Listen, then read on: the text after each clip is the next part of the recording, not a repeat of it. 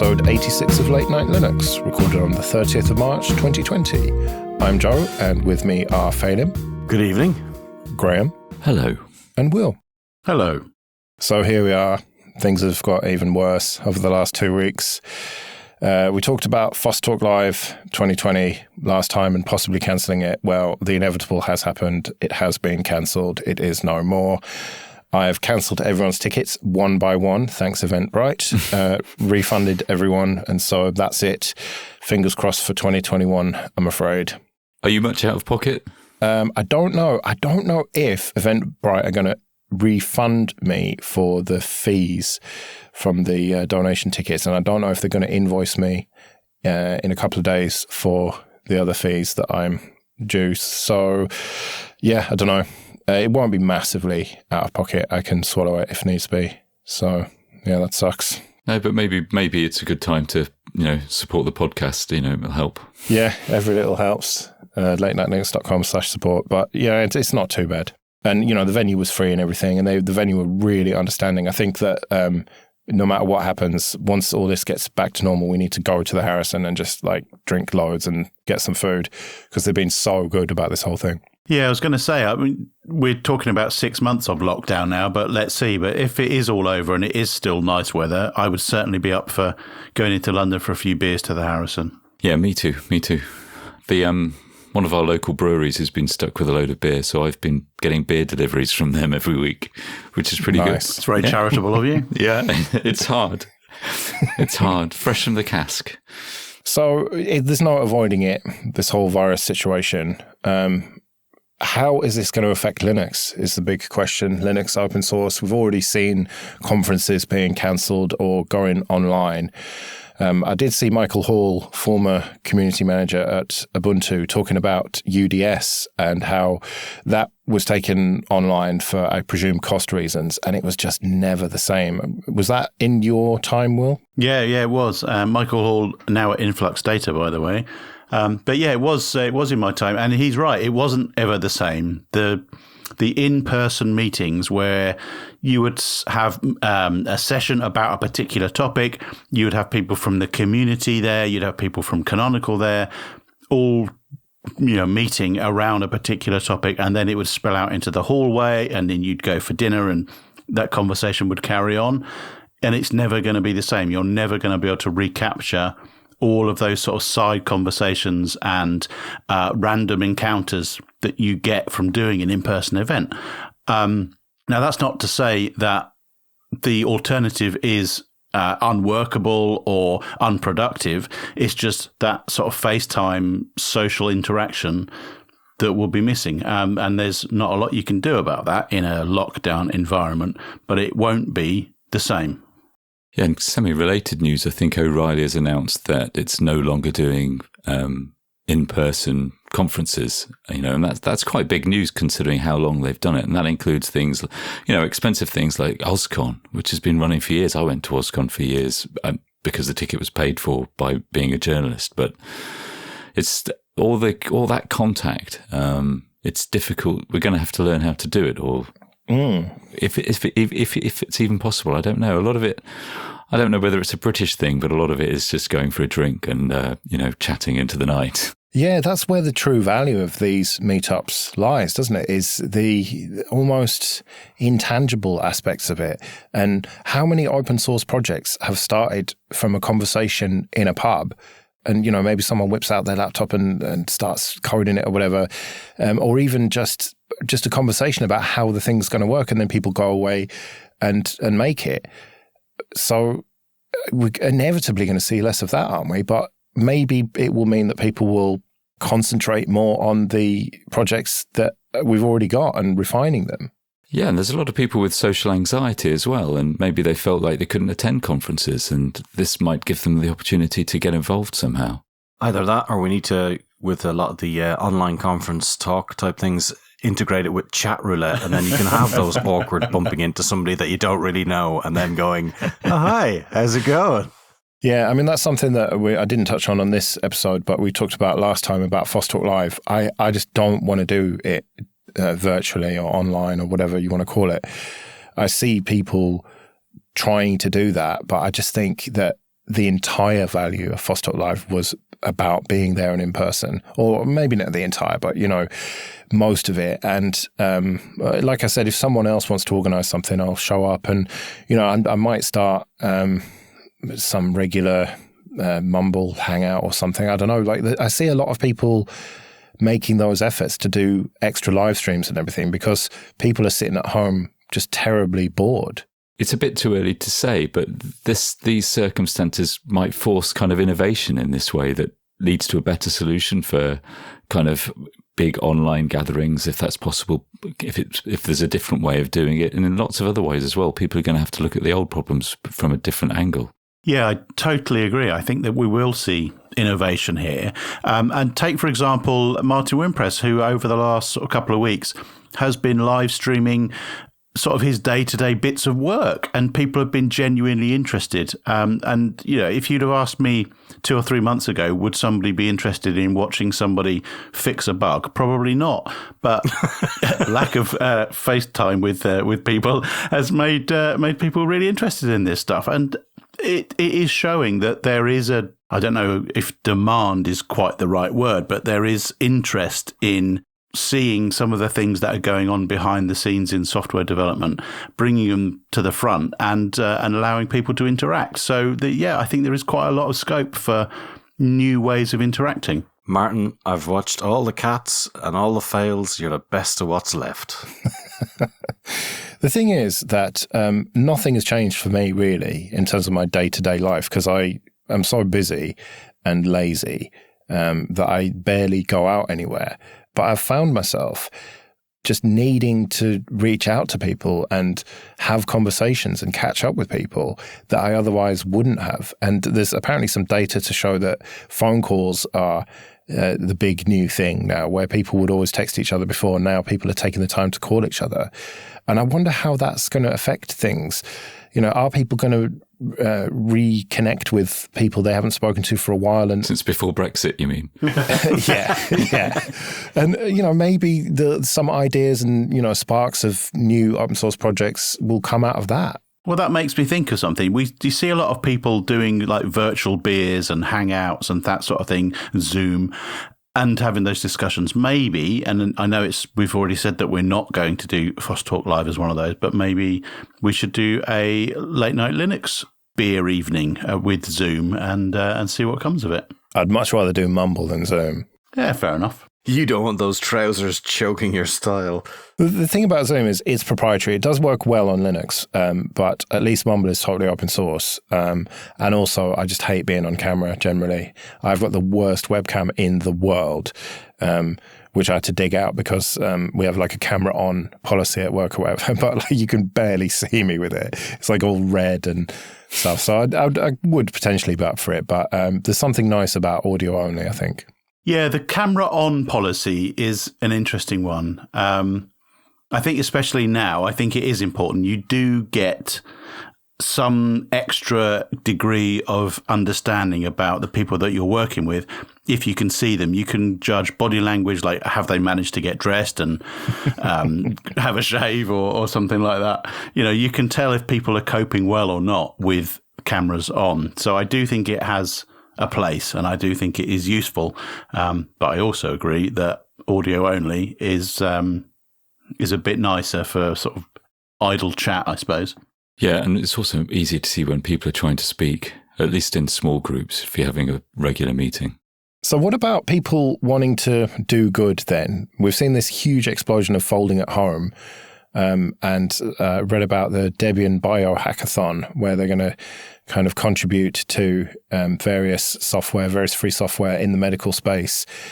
It feels like people want to be doing something to help this, but ultimately, are they really helping? Well, it's the worst kind of way to help. If you look at the best way to help is to stay at home. I mean, if someone said the best way to help is to, build walls or dig holes, I mean, you feel like you could do something by going out and doing it. By staying at home and doing F all, I mean, it's not fun.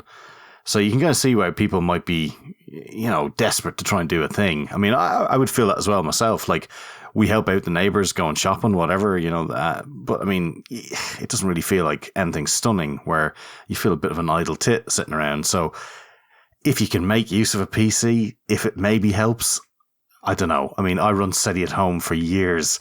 I didn't see the aliens coming knocking on the door anytime soon.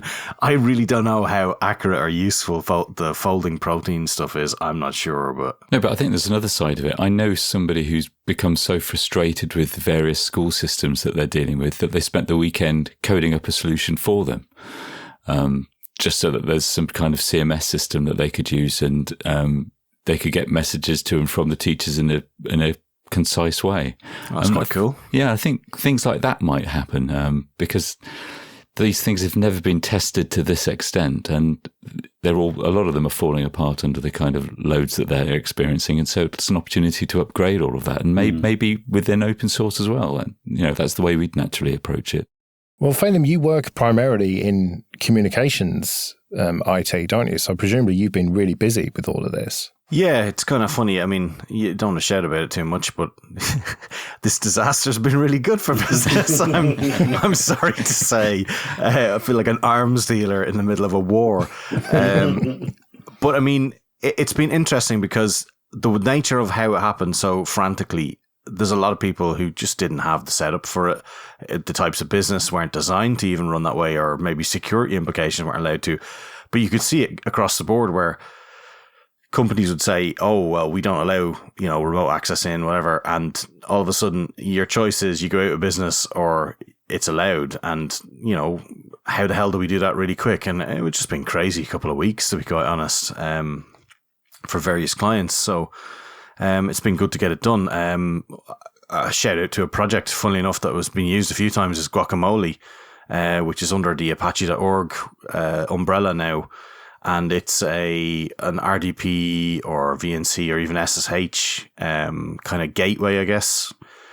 And that allows you to set up a HTML5 host that you can then log into and then get to the various protocols on the other end. So it's a way into your network, and it's trying to limit, what damage can be done, so it's not just, you might not want to connect everybody into your VPN or whatever. And that's a brilliant project. And, I think that's been used quite a bit these past few weeks. So you made a good point as well about people being made to work from home. I think most of us have worked from home for a long time, and you always get eye rolling from people who work in offices or certain kind of businesses. And maybe this will reset that when people are confronted with the reality that actually you can work from home. And, if you're disciplined and everything, it can work extremely well without filling the roads and offices and all that kind of stuff. Because businesses have had to reconsider. But what about all the spying and tracking software? I mean, there's a feature of Zoom that watches you to make sure that you're not, to make sure your attention's on the call or whatever. And there's various other tracking software that I've been hearing about that businesses are implementing. So it's kind of bad news in that way, isn't it? Yeah, I suppose so. I don't know if it was me, I just wouldn't like to work for that kind of company. Yeah, totally. I think that reflects on the relatively young status of working from home as far as these sort of big corporations are concerned. They just immediately assume that it's impossible. They've never done it before. They're scared by it. They don't really understand how it's going to work. And so they assume the worst. And in some cases, they're probably right to do that. But I hope that working from home will mature as an option for people working for these big companies. And we'll see more and more of it in the future. And hopefully then the tracking and the spying will reduce. And also, I guess, in the office, they're doing that. So it's not like the job completely changes. They're probably having to be sat at their desk and seem to, be working and having probably 10-minute breaks at the right time and all that kind of stuff. So yeah, and certainly the places I've worked in the past, there are strategies for dealing with that sort of looking busy, right? You get a clipboard and you walk around with it and you look busy and everyone thinks you're busy. So there'll be a whole lot of that going on, I'm sure. Do you think it'll be a switch to more task-based work where it's a case of you have a certain number of things that you have to do and you have to just get them done, and then when you're done, you can knock off at 3:00 or whatever? Well, certainly software development practices are moving to an agile / Kanban way of working, where you've got a backlog and in theory, you just pick from that list, and you pick the thing that you're interested in working on, and then you do it. And I'm not sure about having got your work done and then knocking off, because the downsides of Agile is that there's just this never-ending list of things to be done. But I would hope that it would give much more autonomy to the people doing the work to choose the things that they work on, and for people to make smart decisions, and micromanagement to be kicked out the door.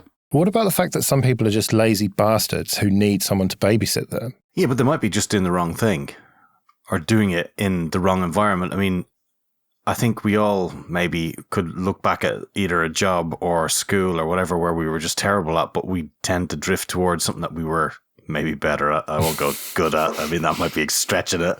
But, you might just find that you're in the wrong environment at the wrong time. Some people work better at night. Some people work better in the morning. I mean, if it was all task-based, you could get people to work at the right time. They were saying recently that teenagers shouldn't be getting up early in the morning. Apparently it messes with their sleep rhythms or God knows what, and they don't learn properly. And well, yeah, I mean, what's the point? We're all set to this 9 to 5 nonsense. It might be quite good that people get into the right sort of frame for them. Yeah, and also you kind of hire someone because there's stuff that needs to be done, and if they're not doing it, then they're not doing it.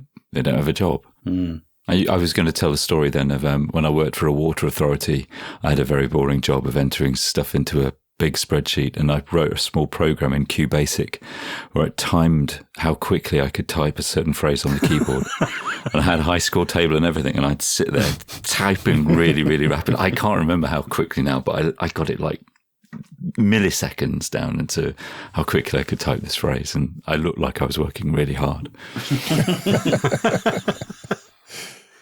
So overall then, is it going to be better, worse, or the same for Linux, free software, and open source, do we think? I think it'd be the same. Yep, I agree.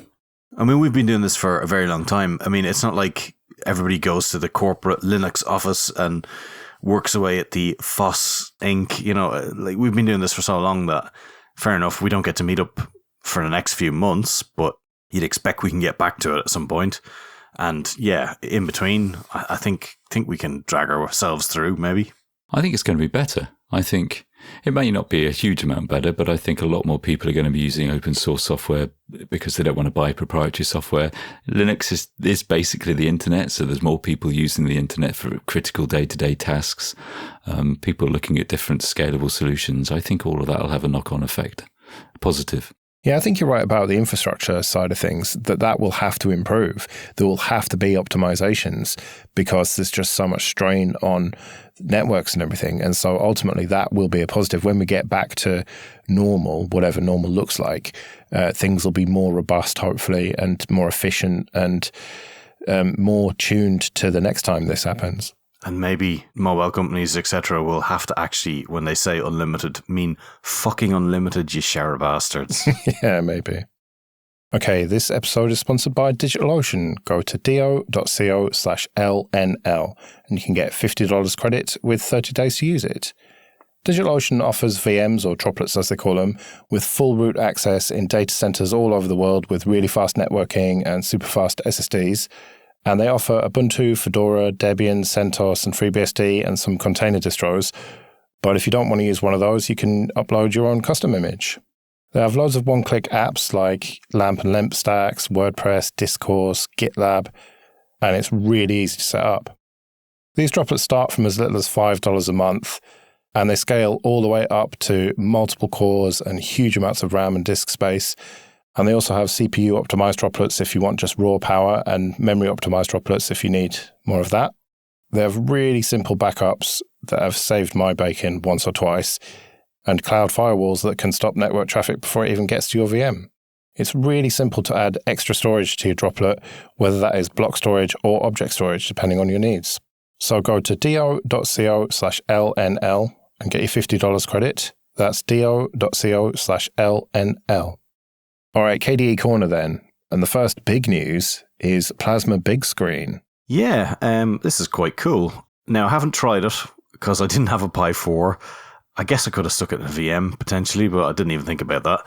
But it's a bit like the I would almost say a bit like the Netflix interface crossed with a voice assistant. And they tie in Mycroft and sort of they're obviously trying to find their place in the living room now that they've found it on the mobile phone, and they've already owned the computer market, let's just face it. And I mean, it looks really cool. I'm actually kind of looking forward to trying it out because it looks really kind of fun.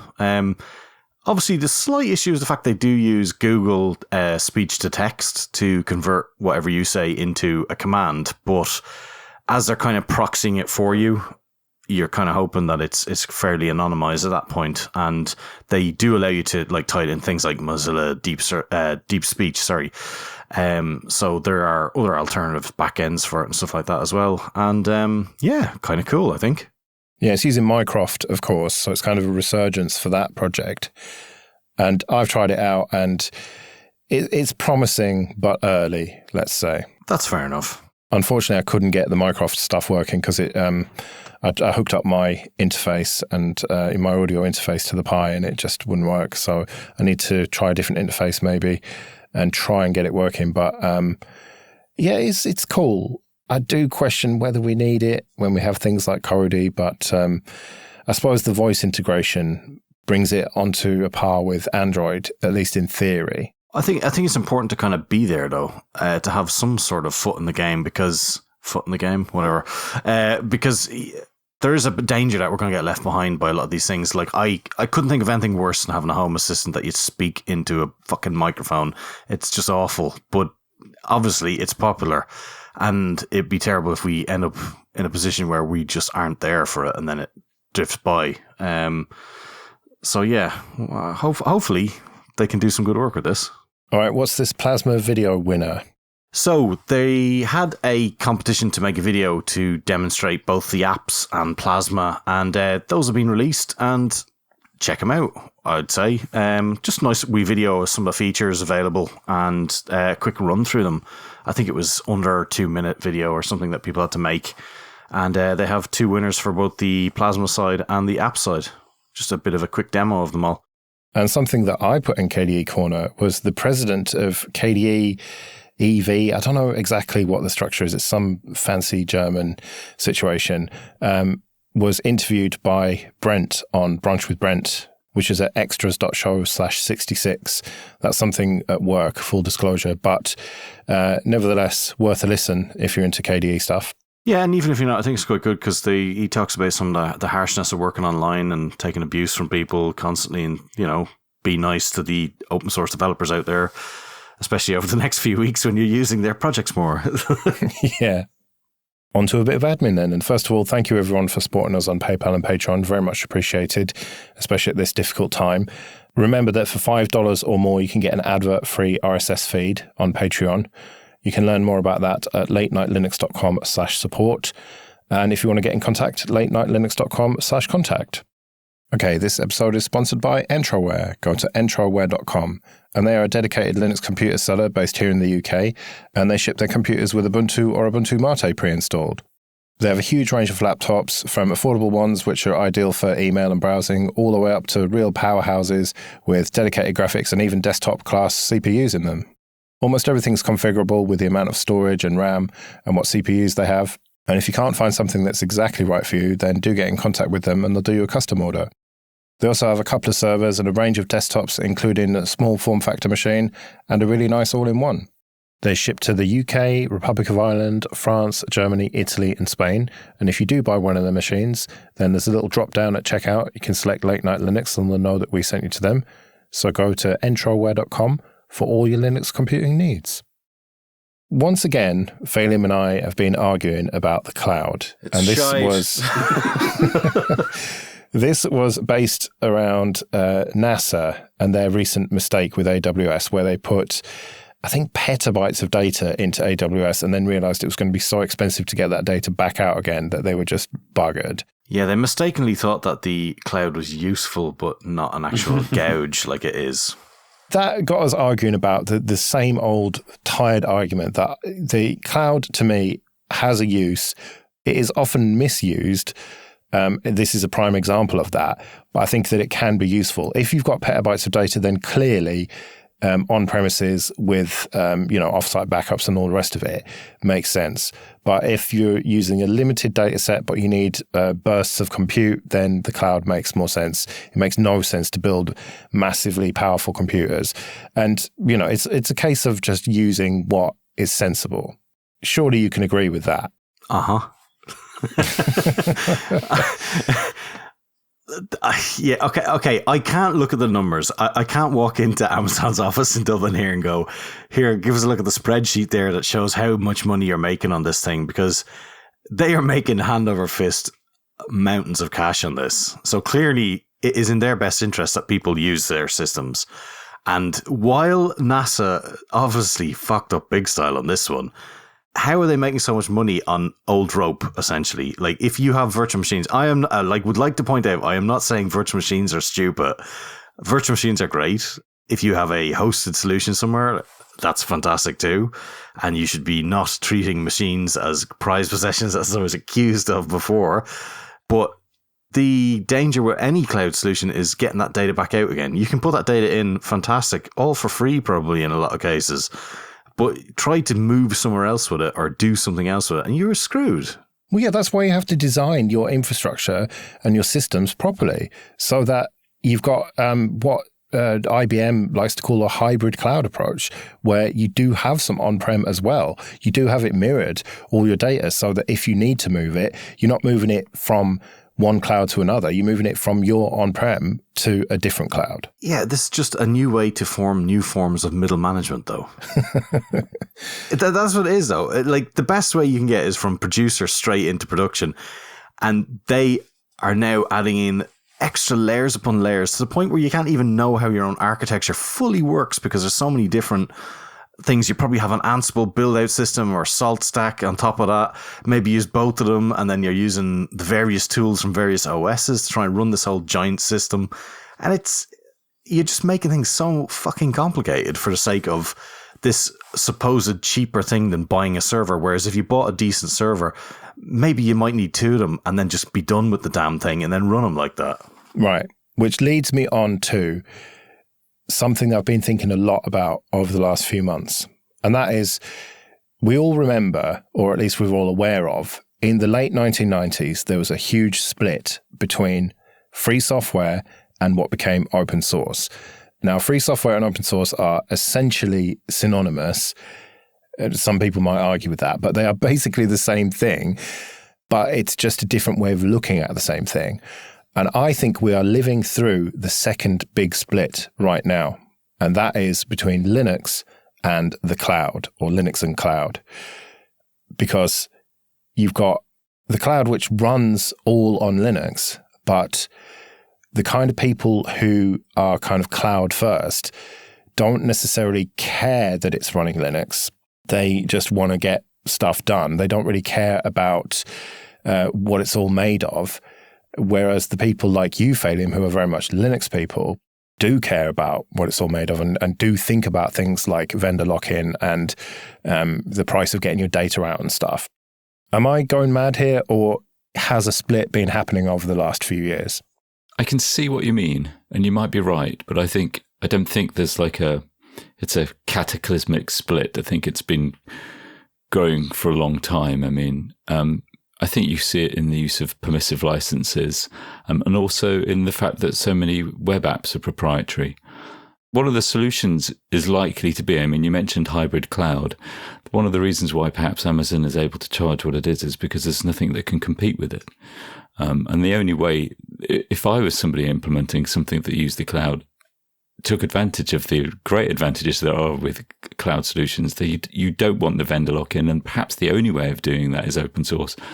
And maybe we've lost that in the last 10 years of cloud growth, because people have been so quick to jump on 20 years, closing down their huge computer labs and all that big automated stuff. And maybe we'll see it come back. So I'm not sure it's like a one-way street with this change. Although it's difficult to see Amazon losing any share of its storage anyway. The problem I think with that is, though, the fact if you want to fully utilize a cloud solution, you could probably save an awful lot of money by doing that But you only can do that if you go all in with those guys. Yeah, but how do you scale? I think that's the problem, isn't it? What happens if you are just a small website, but you need to be able to cater for huge growth if there's a huge global catastrophe? I don't think you need to have your whole website on the cloud. I just think you need to have a really good CDN. I think you need to utilize vendor neutral platforms that are, keep your data. It's your data. You should never let that go because it's so important to keep that. Keep that on your own systems, understand how it works. Don't lose all the skills related to how to run it all. Fair enough, if you need to globally scale and the fact that you're getting hammered or slash-dotted, if you want to go old school, then have a fucking CDN and then your website stays up. Your website is still the crappy Apache horrible version of whatever it is, but you can serve it to as many people as you need to. It's not like I don't see so many people going, oh my God, all of a sudden I need to compute 57 gigaflops. I don't disagree with your argument, but I think that is viewing things as a sort of static website. If you were a commerce website, then you would need a database which could be scaled horizontally very, very quickly. And just having a CDN in front of you is not going to help you with those sorts of problems. So I think you can design a website to be cloud aware so that you could use all of these elastic solutions that Amazon and Azure and Google will provide you with, and not be absolutely dependent on their technologies. But I think you do need to plan for that from the beginning so that if you do need to use it, then you can. Just having a static website is not going to solve all of your problems. But getting it back to my point, Phelim, you are massively proving it as far as I'm concerned. You and some other sysadmins I know who I won't name. Oh, I get named and they don't, the bastards. Well, let's say a listener of the show who may host another sysadmin show that I might have something to do with. I see your type as very much living in this old-fashioned world, which I'm sure isn't going to go away, but you're in this Linux world where you fully understand from top to bottom everything that is going on. When you design a system, from the kernel to the application that's running on top of it, the user-facing bit of it, and understand more or less everything that's happening.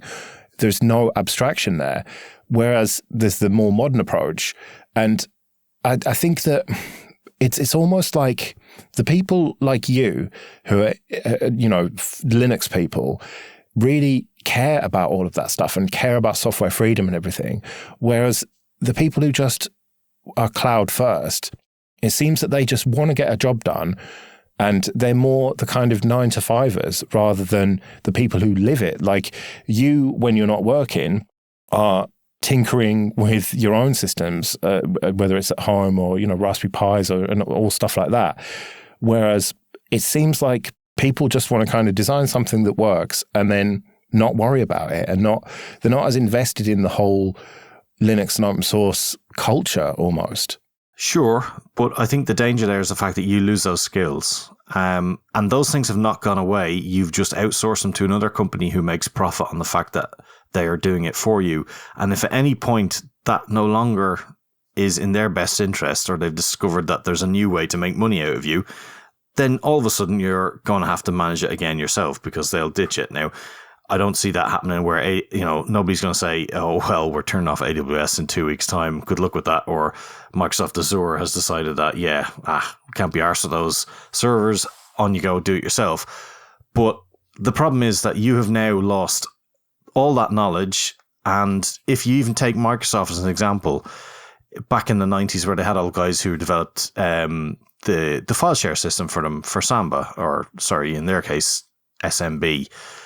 When it got to the point of all the lawsuits and eventually they kind of shook hands and it was all friends again, when the early Samba guys were going to their conferences, they showed their documentation, how things worked. And they went, can we have a copy of that? And they were like, obviously, it's free software, it's available. And they said, well, the reason why is we've lost those guys. For 10 years, we haven't had anybody who even knows how that thing works. We can't touch that piece of code because that's a black box to us at this point. So even in the company where they're doing a thing like that, you've end up at a point where your own technical debt is the bit that drowns you. If you're outsourcing all of those skills and you're like, oh, my amazing new website's going to be so good, I'm going to only need like these 3 designers and a couple of tech architects. Yeah, fair enough. It's all fine while that is all current, but you know, unless you're planning to have a business that runs for about 5 years and then folds, at some point you're going to have technical debt, and then you're going to have to deal with that.